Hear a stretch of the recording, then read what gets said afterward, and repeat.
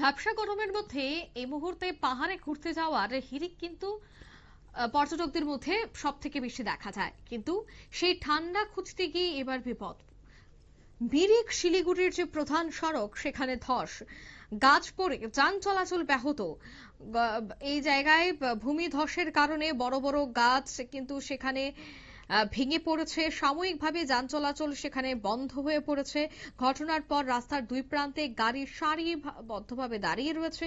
স্থানীয় চালক এবং বাসিন্দারা দ্রুত উদ্যোগ নিয়ে গাছ সরানোর কাজ শুরু করেছে। বর্তমানে রাস্তা পরিষ্কারের কাজ চলছে, পরিস্থিতি স্বাভাবিক করার চেষ্টা হচ্ছে।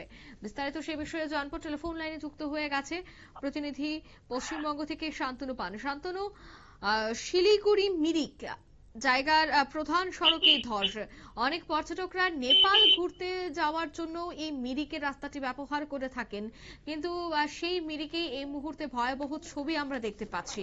কি রয়েছে এই মুহূর্তে বর্তমান পরিস্থিতি? নেপাল যাওয়ার প্রধান যে রাস্তা, সেই রাস্তা ছাড়াও কিন্তু এই মিরিক হয়ে যে শিলিগুড়ির রাস্তা তাতেও কিন্তু যাওয়া যায় স্বাভাবিকভাবেই।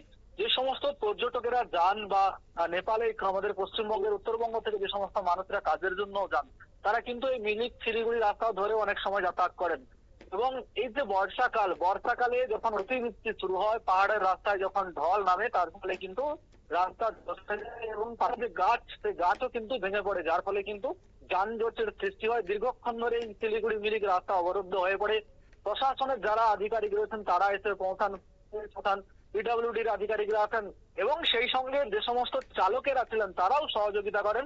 দীর্ঘ প্রায় 2 থেকে 3 ঘন্টার সহযোগিতা করার পর বা কার্যক্রম করার পরে কিন্তু রাস্তা স্বাভাবিক ছন্দে ফিরে আসে, আবারও নতুন করে গাড়ি যান চলাচল শুরু করে দেবে। বারবার কিন্তু আমরা দেখেছি যে বর্ষার সময় এই ধরনের সমস্যার সম্মুখীন হয়। সে জায়গায় দাঁড়িয়ে যে সড়ক কর্তৃপক্ষ রয়েছে বা পূর্ত বিভাগ রয়েছে, তার যারা আধিকারিক ইঞ্জিনিয়ার রয়েছেন, তারা বিভিন্ন সময় দেখে গিয়ে সেই রাস্তার মান পরীক্ষা করেন এবং সেখানে পরবর্তীকালে যাতে এই ধরনের ধস না নামে সেই ব্যবস্থা করার চেষ্টা করলেও, যেহেতু বর্ষার সময় বৃষ্টির জল পাহাড় দিয়ে নেমে আসে, যার ফলে কিন্তু এই ধরনের ঘটনা হয়।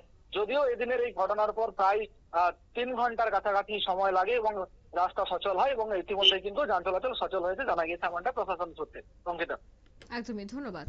অর্থাৎ যান চলাচল এবার সচল হয়েছে, প্রশাসনিক সূত্রে জানা গেছে তড়িঘড়ি এই রাস্তা সারাই, অন্যদিকে গাছ সরানোর কাজ চলছে, কারণ বহু পর্যটকরা এই রাস্তা দিয়ে যাতায়াত করেন, বহু পর্যটকরা সেখানে ঘুরতে আসেন।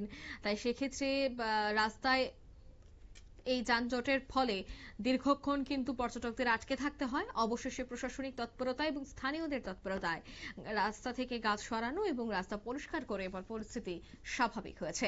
নিয়ে নিচ্ছি ছোট একটি বিজ্ঞাপন বিরতি, সঙ্গে থাকুন।